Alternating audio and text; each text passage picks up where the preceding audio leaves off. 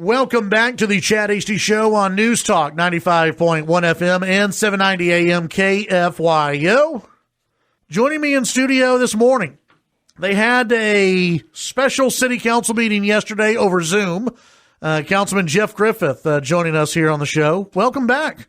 Good morning, Chad. How you doing? Doing great. Glad to have you in here. Appreciate you taking some time to come in and talk about what all's going on in the city. Obviously, there's a lot going on.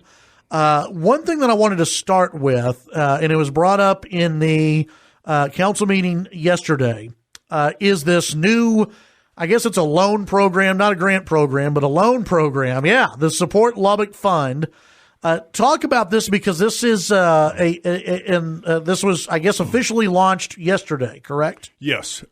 Thank you for letting me speak to this because it's very, very good news for some businesses that are hurting in our city. As you know, the SBA PPP program that a lot of our local banks, in fact, you just mentioned James Arnold, thanks to him and his bank, a lot of local banks have participated to help with the funding mechanism of that SBA program. That's been out there. I don't know how many dollars, but a lot of businesses in Lubbock have taken advantage of that. A lot of businesses may not have a banking relationship. They may not have qualified for that PPP SBA loan. Market Lubbock LEDA and their board responded very rapidly with reserve funding dollars. A lot of this was the dollars, Chad, that was kind of in play for downtown grants. Right. Okay? So what this does is allow folks, small business operations, and there's three different tiers that I'll mention immediately. It's sales volume of that entity, of that business, $100,000 to $500,000 can ask for a up to $20,000 loan. $500,000 to $2.5 million in sales volume, and these are based on last year's volume. Up to $40,000 loan, and $2.5 million up to a $5 million business can ask for up to $60,000. The application that I'm going to show you, and obviously we can't. It's as simple as all get out for a loan. It's literally a two-page document. Yeah, two-page document, front and back. So it's simple to, and we've had success already. This was announced yesterday afternoon, and the bottom line is that we've had 33 applicants already. Mm-hmm. There's about close to 800,000 that could be committed, but maybe not, depending on those applicants. But there's money out there that for these folks to apply for. These are tax dollars that the city has under Market Lubbock LEDA that can help these businesses. This is not new money. This is money that was already budgeted towards Market Lubbock and LEDA. And this, for those who may not be aware, and we've talked about it on the show. A lot of people have talked about the grant money that LEDA has given out before for downtown businesses. It's basically being repurposed. Yes. For all of Lubbock. Now, it won't be grants. It'll be loans. That's correct. Now, there's the only qualifications to this. They must be located in the city limits, okay, because it's city of Lubbock right mechanism. Obviously, they're impacted by the pandemic, and the business has to be at least 2 years old, okay? You can use it for working capital. You can use it for inventory. So it's more than what the PPP program from SBA did. Yes. There's a fixed 4-year interest rate. You can actually get up to a 5-year term. It is first come, first serve.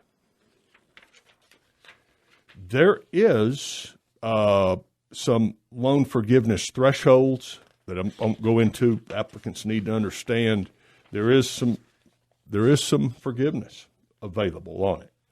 But it's very simple to apply. if the listeners that are interested will write this down, you apply at www.spag.org.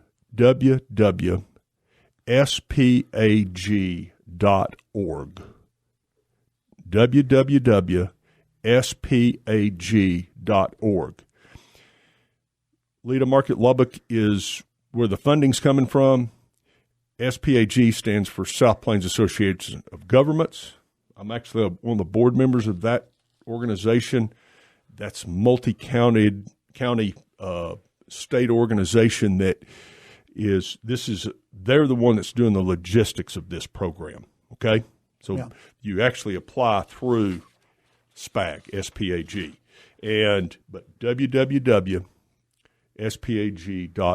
And as of last night, and I had someone who reached out to me yesterday. They said, I can't find the link. Where's the link at? It's in the top right-hand corner of the website, and it's it's the name of the fund that's on it. Yes, thank you for saying that, Chad. Support Lubbock Fund. Yeah, so you click on that, so the Support Lubbock Fund, and I think there's two different deals. One is I think, Councilman, it's the slideshow where you can go through the different slides and see more information, and then they have a link to the PDF where you can fill out the application itself. Yes, and again, as you say, Chad, it's a simple application. Yeah. It really is. These are for businesses that are really hurting. This is what this is made for. If your business is not hurting, don't apply for this. Yeah. Let folks that really need it apply. That's my ask today. Is there, and I don't know if this was mentioned, I was able to watch a little bit of y'all's meeting yesterday. I don't remember if this was mentioned. Is there a timeline on how quickly the loans will be processed and given out? Do they have a hope? Because I know the banks were, moving once they got all the information from the SBA, and that took a little bit. Right. But once they actually got the information, those loans were processed, some in 24 to 48 hours. They were approved. Hey, money is in the account. Is there any kind of timeline as far as you know on this? I apologize. I don't know. I will ask that question and get you an answer today, so you can relay it to the listeners. I believe it's going to be very rapid, and I would urge anyone to that's interested, do it today. It does sound, like you said, it's first come, first serve. It does sound like this is something that may be in place longer than just right now, because from what I can't remember if it was you or John Osborne yesterday said, once the money is repaid, then we can give out more loans. Good point. So exactly, is this a long term? We hope that, and hope is our key word in this epidemic, but we hope that folks their businesses are in healthier states by year end, and some of it is. Yeah. But yes, I'm sure that this will be ongoing for a while, because let's be honest, we've got some folks that are close to the edge.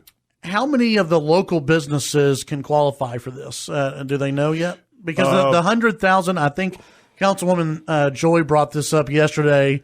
Is that 100,000? Is that too high of a threshold for a lot of businesses? The 100,000 in gross sales, I think we were looking at a barbershop component or a salon, and I think that would don't hold me to the math, but I believe that's about $345. So that's a good chunk of businesses that would be able to clear that. Yeah. But it's you'll be amazed how many small mom and pops do at least 100,000 in volume. Right. Yeah. Okay. There's a lot. So this is going to be, and again, you can go to spag.org to get more information on this and also to apply. Let's do this. Let's go ahead and take our break. When we come back, we're going to get into how to reopen Lubbock, when Lubbock's going to reopen. We'll talk about face coverings. Councilman Griffith was kind enough to bring me a face mask with a hole cut into it for a cigar. So, Councilman, I do appreciate that.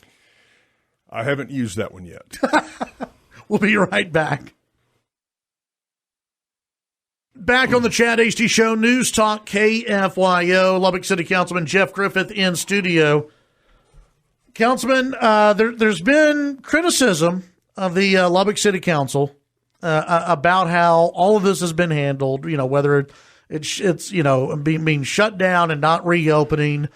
Tell us some of the thought process into what has been going on. And I know you yesterday were bringing up, we've got to level the playing field. We got to reopen small businesses. We got to get this thing moving. Councilwoman Latrell Joy has also been very vocal in saying we've got to level the playing field.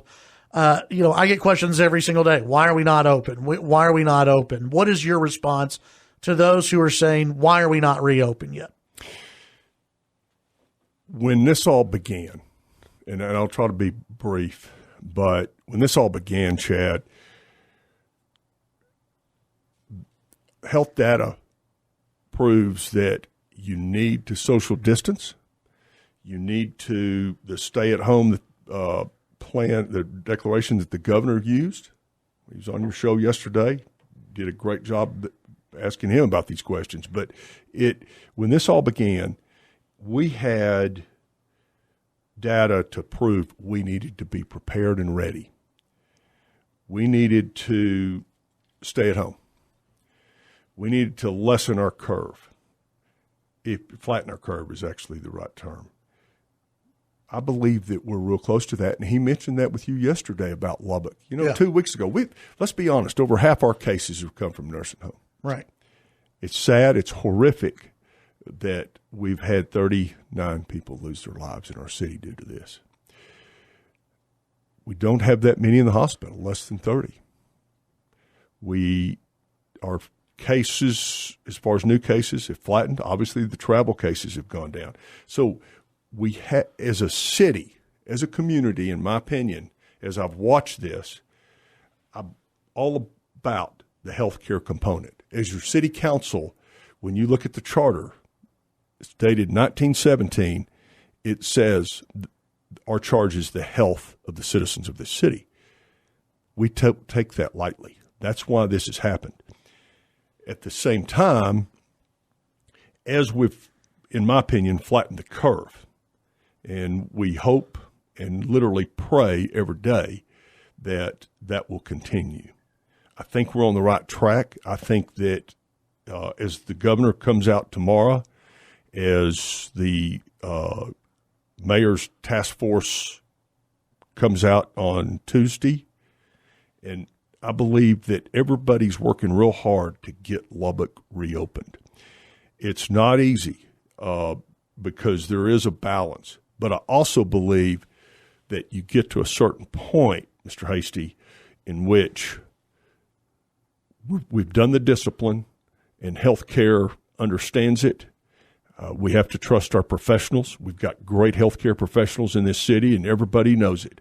But there is a point where the weight is on the financial stability of our entire community, and I believe we're close to that. And that's why programs like we discussed before the break are so important. I think it's time. I feel like that I talk to people every day. The letters, the emails I get, the phone calls I get, Chad, are it's tough. And I feel for and to be fair, you get a lot of people who also say we shouldn't reopen.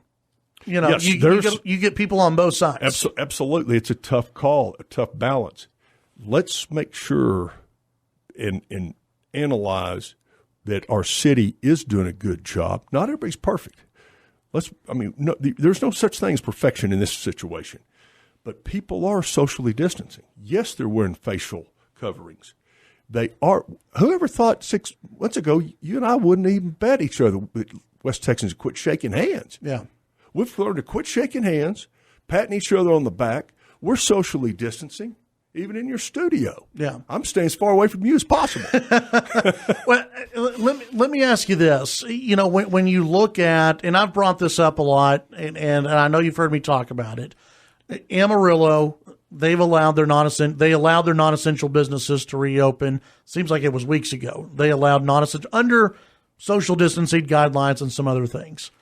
Why did Lubbock not follow suit? We are, if you look at the mayor's declarations, are pretty much right in line with Governor Abbott's declarations. And we felt like that as a major city, and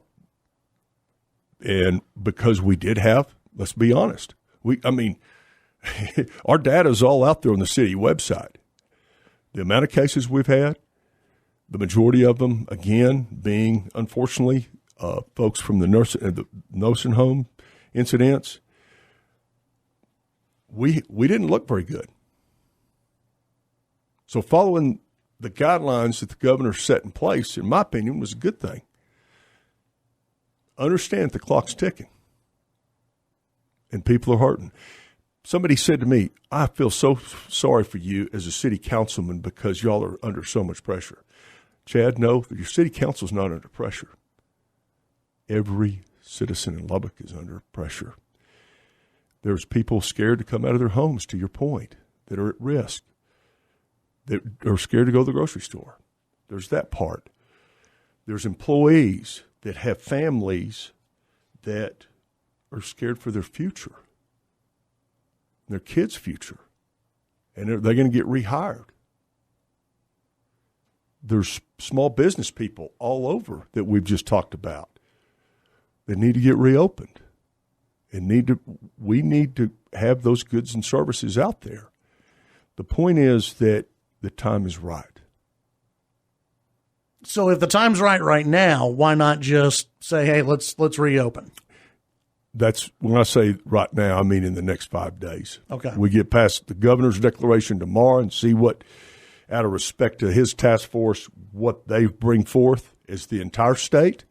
And then obviously our local task force, we've got some very good minds, great folks on that task force that are working really hard. There's not much sleep going on with these task force folks. I've talked to some of them. I will assure you that they care about the future of our city, not just the health, but the wealth of our city. What if their recommendations to you? We have we've got about a minute left, 50 seconds. Okay, so I'll let you think about this because we're going to come back with one more segment. Okay. If their recommendations to the city council are in conflict with what the governor states, how does the city council handle that? We'll talk about that when we come back. Chad Hasty Show, KFYO. Back on the Chad Hasty Show, News Talk KFYO. Councilman Jeff Griffith joining us in studio.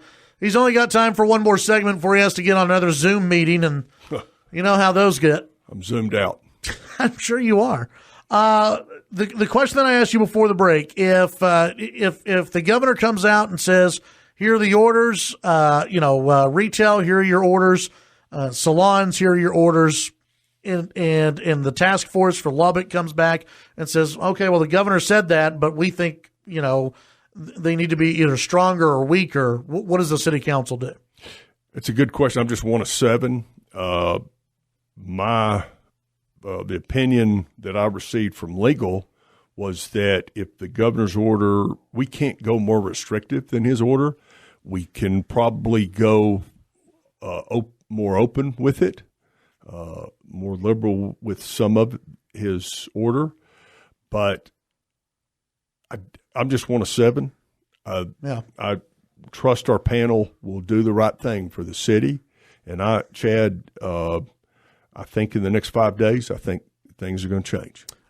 Face coverings. You see Harris County, the Harris County judge has said everyone in Harris County has got to wear a face cover or face 180 days in jail or a $1,000 fine.